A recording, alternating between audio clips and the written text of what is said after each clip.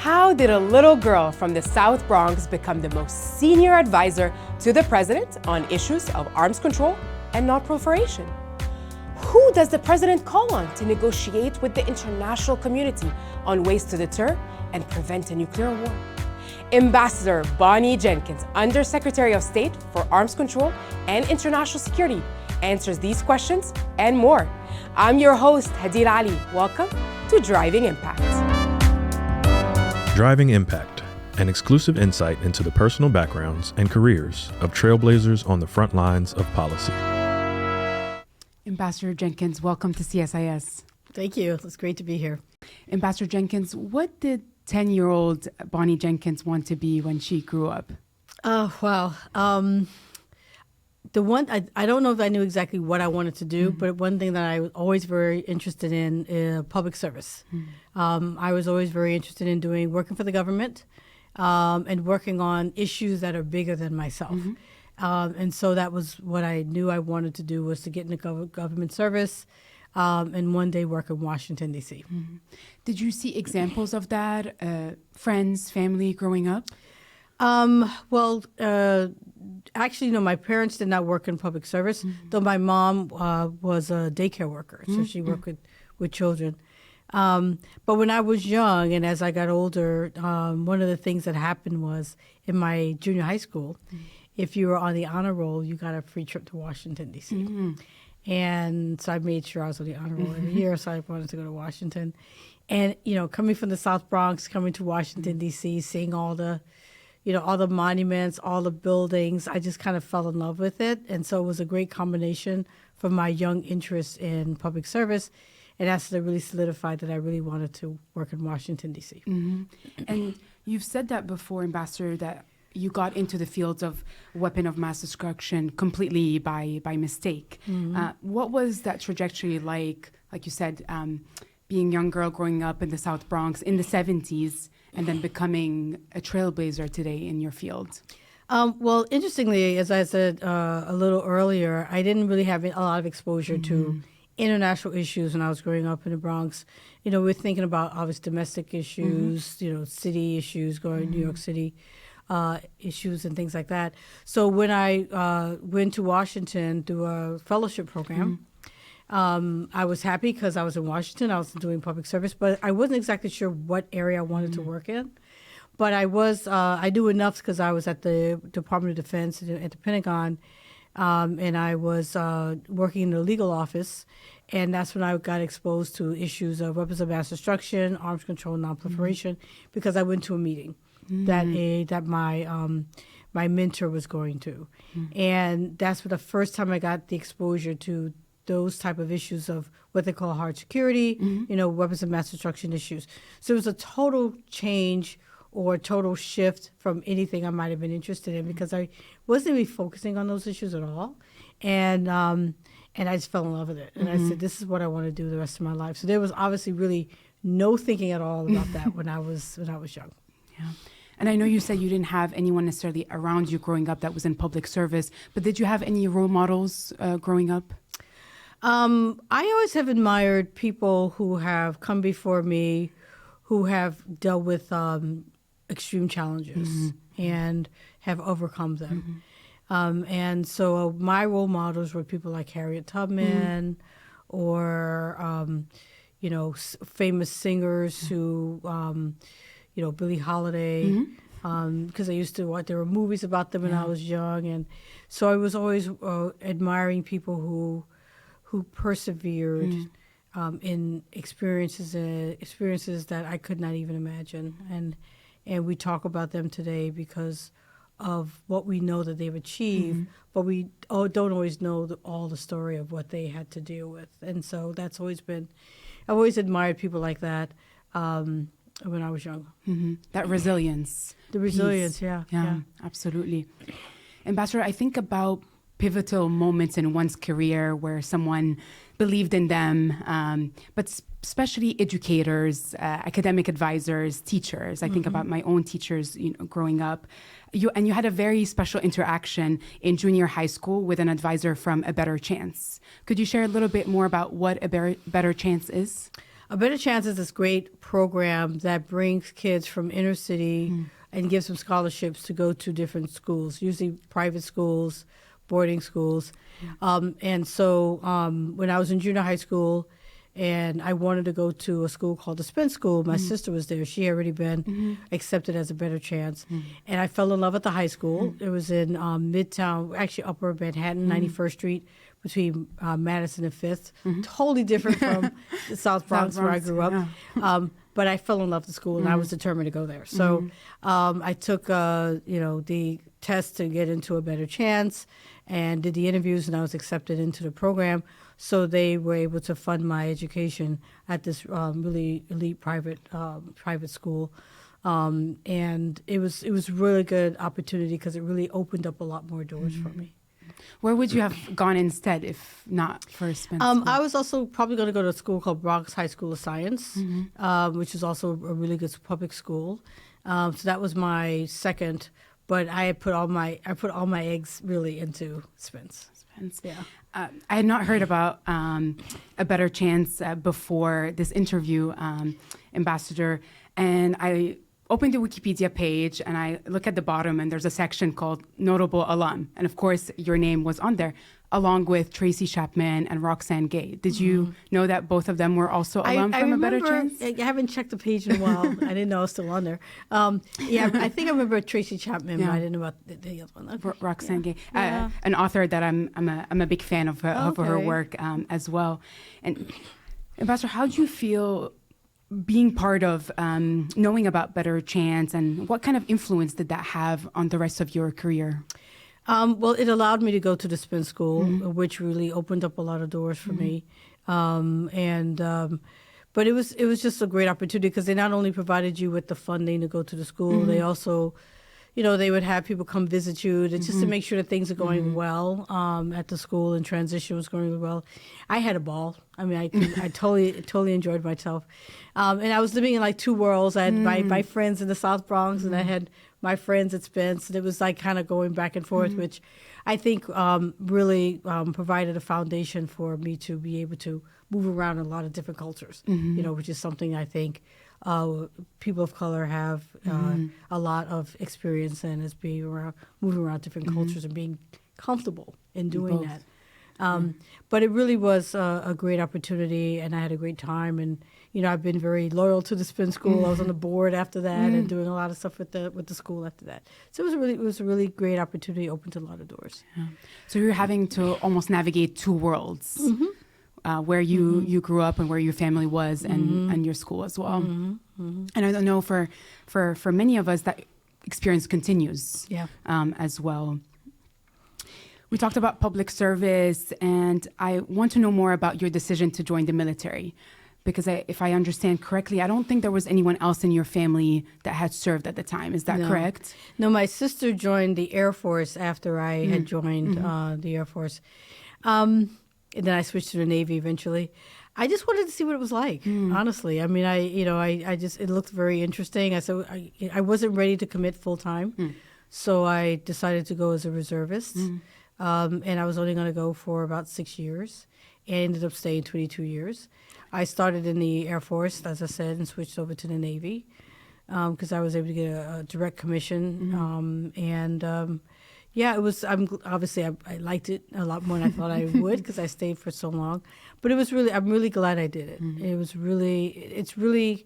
I understand the DoD culture, the mindset of DoD, which I think comes in handy a lot for my job.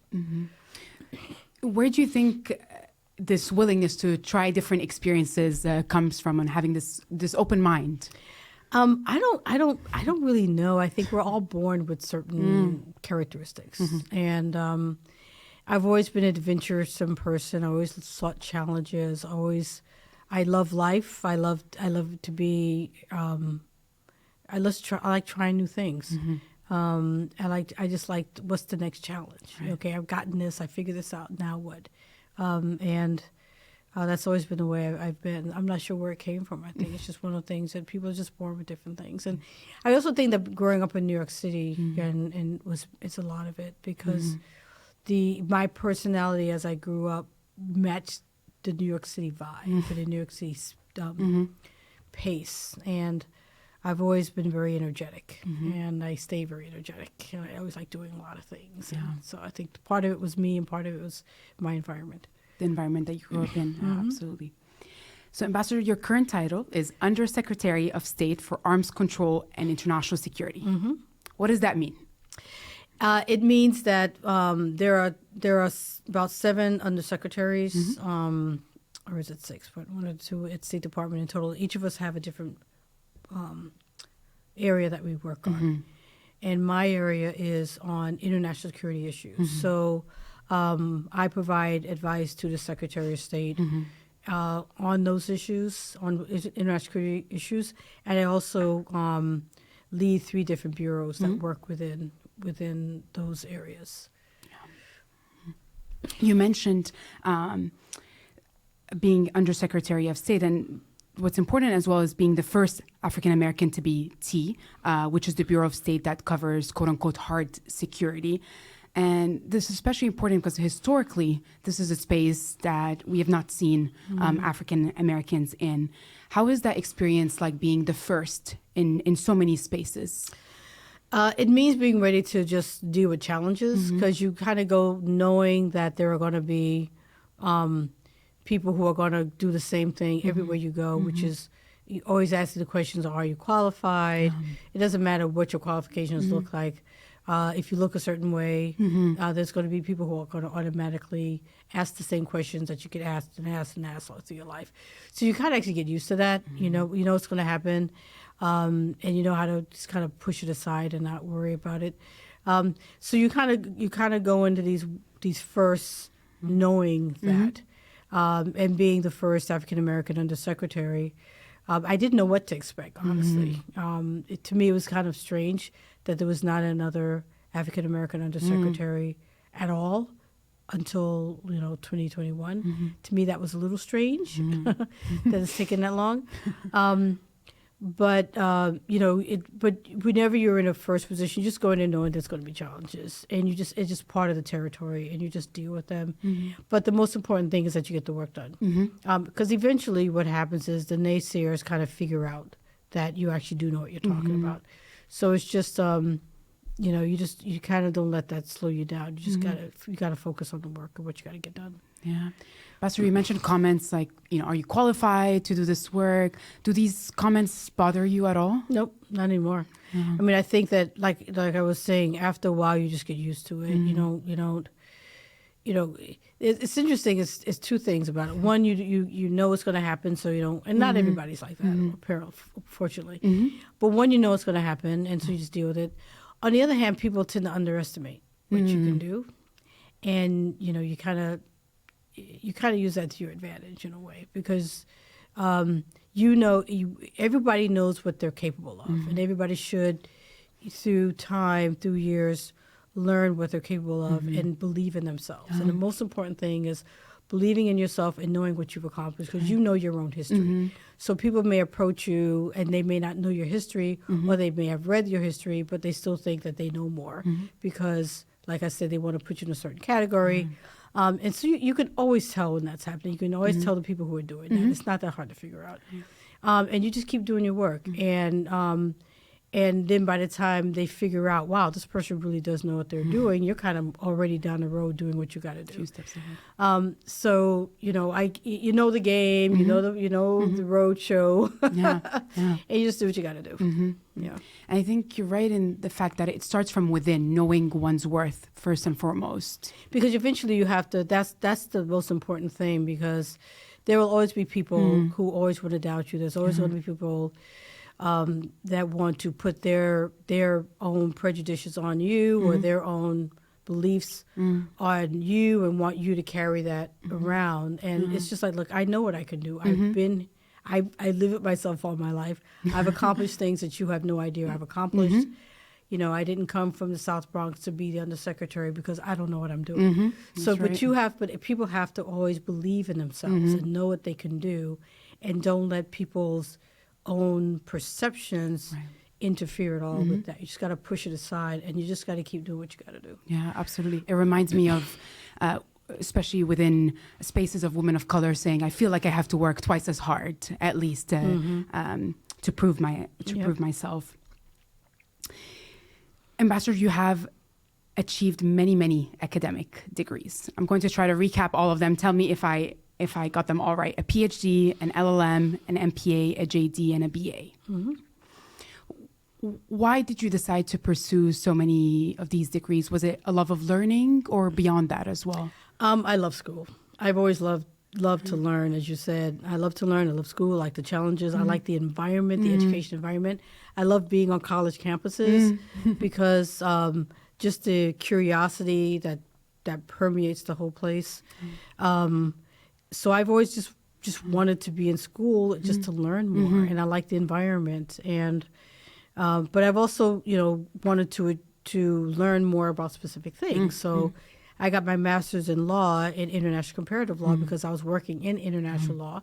I hadn't taken international law when I was a JD student. So I did that because I wanted to learn more about my craft. And then I got the PhD, also international comparative, but in the policy side, which is a good complement to the master's in law on the same issues.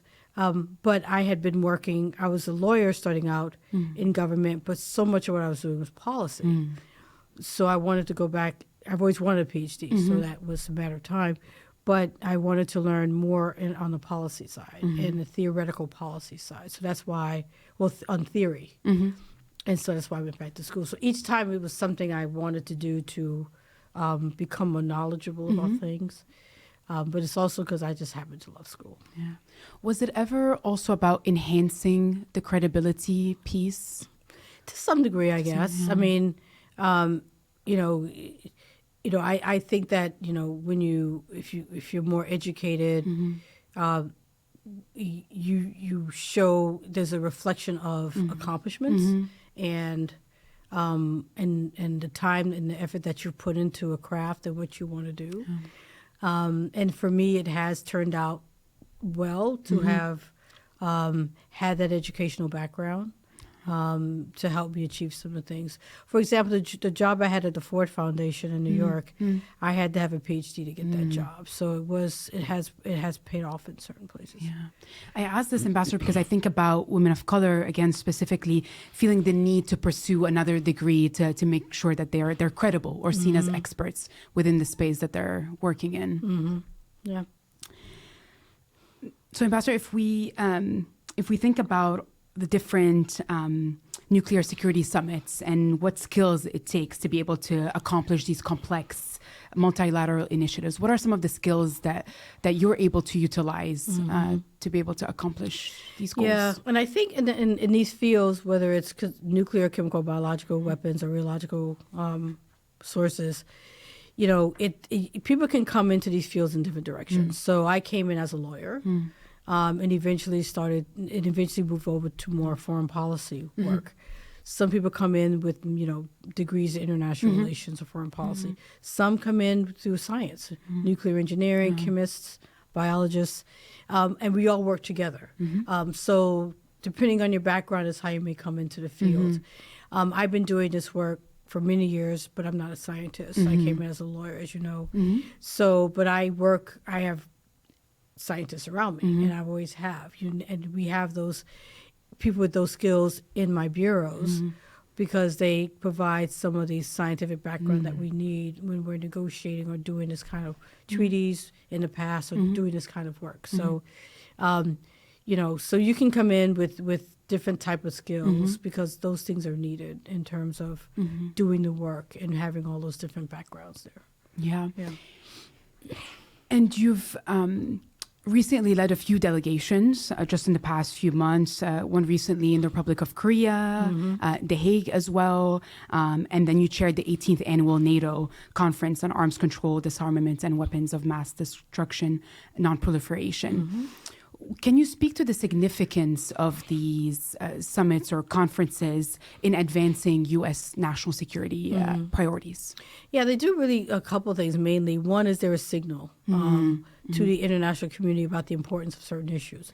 Like the nuclear security summits, for example, were a reflection of the fact that there were a number of countries at the summit level, who wanted to lift up the importance of nuclear security for plutonium and highly enriched uranium, which are the two things that you need to build to build a nuclear weapon.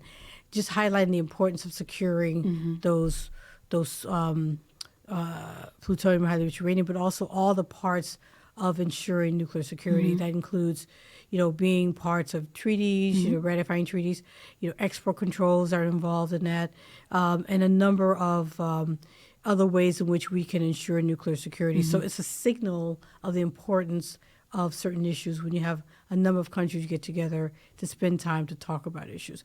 But it's also practical because you need to do these things. If you want to, like the Proliferation Security Initiative meeting we had in South Korea with represented by 70 countries who attended, and there's over 100 countries who are actually part of the PSI. We really want to make sure that that there are ways in which, if there are weapons of mass destruction that are taken, that there's a way that we can try to interdict and get those weapons and secure those weapons, and also go after the people who are taking these kind of weapons.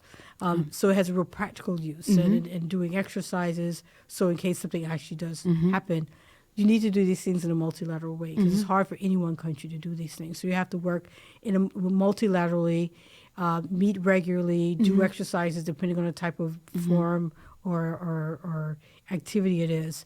So it's both practical as well as signaling. Yeah, absolutely. Now, Ambassador, as you know, we ask all of our guests to bring a memento, something that represents a pivotal or memorable moment in their careers. Can you share with us what you brought here today? Yes. I brought a dog. Last year, I went to an event by the Marshall Legacy Institute, and this institute is about focusing on preventing landmine casualties. This was representative of a mine detection dog that they have to also detect landmines. When I was talking about the bureaus, in addition to the weapons of mass destruction, non-proliferation, disarmament work that we do, the export control work, sanctions work that we do, civil nuclear work we do in terms of nuclear energy, there's a number of other things that one of my bureau does on security assistance, but also on landmines, for example. And so the event that happened in October last year, I went and I spoke at that, and they gave me a dog with my name on it. And I see. I was just going to say, I see it has your name on it here. And not only is landmines something that I take seriously, I also happen to love animals. So it's a nice little combination of this nice dog. So I thought I'd bring this to show not only the work that State Department does on landmines, and we spend millions of dollars in mine detection, and I did an amazing visit in Vietnam last year, and was with an NGO that the Peace Trees that does some amazing work on landmine detection with all women. By the way, so it's really great. That's impressive.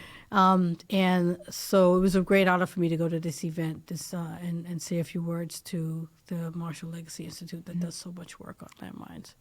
I wouldn't have known about all of this work, so thank you for sharing and for bringing this memento as well. Ambassador, I want to shift gears a little bit to talk about WCAPs, or Women of Color Advancing Peace, Security, and Conflict Transformation, an organization that I love so much, and I've been a part of as a member, a mentor, and I've been part of the fellowship as well. Why did you decide to start this organization in 2017? What inspired you to do that? The fact that I had been hearing, there's several reasons. One, that there's so few people of color in my fields and the hard security, what they call the hard security fields. And I had been in this field for so many years, and it just wasn't changing. There were just so few people of color. Also because of so many times I hear women of color who are in the peace and security fields overall, which includes hard security, includes national security, who often say, I feel like I'm by myself. There's no one who looks like me. Which means they didn't really have a support system out there, which means a lot of women would leave the fields because they didn't feel like they got the support. And so I wanted to start an organization that focused not just on the hard security work, but on the broad areas of peace and security, and the women of color who are in these fields, because anytime there's a loss of security, it's women of color that bear the brunt. And if you talk about food security, water security, weapons of mass destruction, human rights, refugees, you name it. It's women of color who are bearing the brunt around the world. And so I thought it was particularly important that we develop, that there be a support system, that women know who others are in these fields. They learn from each other. So people in food security can learn about the work of weapons of mass destruction, refugees, immigration, climate change, global health, all of them learning from each other. But also importantly, that others can see these amazing women in the fields, not just young girls who may want to do this work and not know others in the field, and then have those mentors we talked about and say, look, I may not know anyone who's in this field, but I can see these women are, so maybe I can do it too. And that supports them as well. But also that, white men can see other. It's not only just educating our young women, but also that they can see us in these fields, so that when they see, as you talk back to the question about being the first one, when they see the first one, it's not so like, oh my goodness, it takes them a few months to quite get it together. It's not so new, and they can just go about doing the work and accept the fact that you're there and that you're actually doing the work. And it was also so surprising to me in 2017 that there was no organization like this. And, I kept looking around and saying, I kept Googling the different terms to see if there was anything like it. And I said, how could it be 2017 that there is no organization like this? So I started it, and started slow to see if maybe there's no organization like this because nobody wants it. I honestly didn't know. And so once I started it, the result, it was really amazing how many people were touched by it and wanting to do it. And so it became something that I really wanted to even work on. I know, Ambassador, for myself, I can say that was the first network that I ever came across where I felt, I can find people like me that maybe are experiencing these same challenges, and we can come in a space and talk openly about these things and support one another. And Ambassador, you've talked quite a bit about the importance of bringing diversity into policy in general, and the importance of doing that. I want to highlight a quote of yours in a paper that you wrote in 2006. You said, "Voices from both sides of the political spectrum, from different cultures and nationalities, and from different parts of the U.S. should be heard. There must be also a willingness to listen to those who may not agree with our points of view and the way in which we want to devise our foreign policies. Only then we can come to fully informed conclusions." I think this quote is so important. I think one of the elements that I love the most about it is the different parts of the United States. I think that's something that we often forget in DC, but on the coast in general, and the importance of having those perspectives. I went to undergrad in a small school in the Midwest where nobody came to us to talk about these different fields. Now, we're almost 2 decades later. Some of the same challenges still persist, but we're doing a lot better. What keeps you going to advocate for these very, very important issues? Because we just have to make sure that the policies that we develop are the best we can, and that they do actually reflect different voices, because we make foreign policies that affect everyone, not just one group of people. And yet, for many years, it's just been one group that's been making policies. And they don't always, these foreign policies don't always come back to the U.S. in ways that are even or equal. And that's not surprising because we're all not in a room. And so, for the benefit of all Americans, we need to be in the rooms of these decision-making processes. One, because, as I said in the quote, the decisions themselves will be better if you have people who don't necessarily agree and say, look at it this way, look at it that way. It's very easy to have groupthink. And the other problem with groupthink, in fact, in addition to it not actually reflecting how those policies will affect other people who may not be represented, it also creates a situation where everyone thinks they're right because everyone's agreeing with each other. So, of course, you're going to say, oh, yeah, we all agree. So this has to be the right way. And this has got to be the right way because we all agree. And, of course, we are privileged. So, of course, everything we say is right. But the problem is that may not be the case. And then we have a policy that represents us, all of Americans. And it doesn't really reflect all Americans. So I think it's important, and one thing that's been great is Secretary Blinken has been pushing us a lot in diversity is, that we have to have policies that represent all America. That's the best way it has to be. But we have to have policies that represent different viewpoints, because if you don't, you just won't have the best ones out there. Right. People have to be willing. People cannot be challenged by an argument that doesn't agree with their point of view. And that's one of our biggest assets, having that diversity of lived experiences, perspective, and thought, but making sure that we actually leverage that within the policy space. Ambassador, imagine a 10-year-old young boy or girl living in the South Bronx, maybe dreaming of a career in policy or public service or something within that space. What words of wisdom or inspiration would you share with them?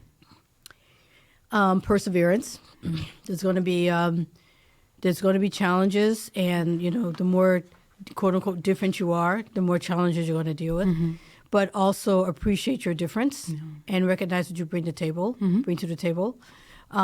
Work hard. It's to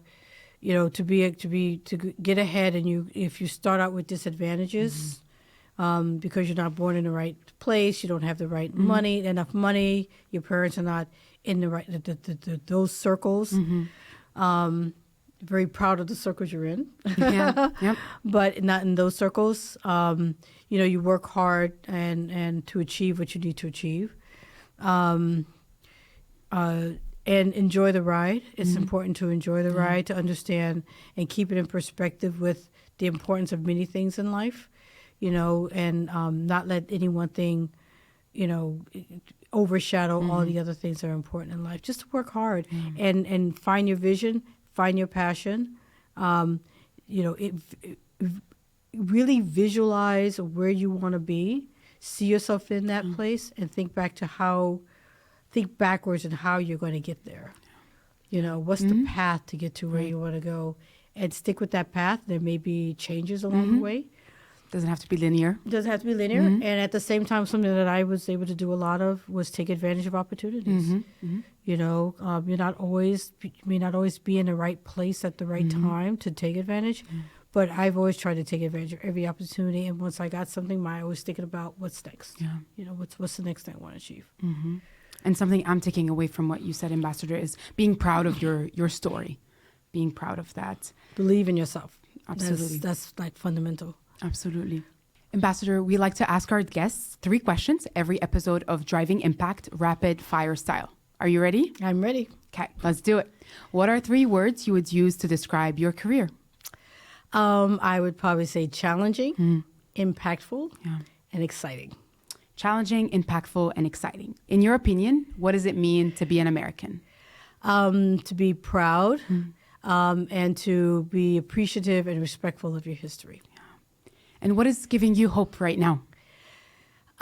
Watching how people, both in my job and just watching people outside my job, want a better life and for things to be better, and not to just accept things as they are. Ambassador, I wish we had more time, but it has been an absolute pleasure to host you at CSIS. Thank you for sharing your story, and thank you for your service. Well, thank you for inviting me. I appreciate it. Thank you. Bye-bye. Thank you for being part of our conversation with Ambassador Bonnie Jenkins on how she ascended to ranks to become the first African-American woman to serve as Undersecretary of State for Arms Control and International Security. Do you want to hear more exclusive stories from policy leaders? Be sure to follow Driving Impact on YouTube, Spotify, or CSIS.org.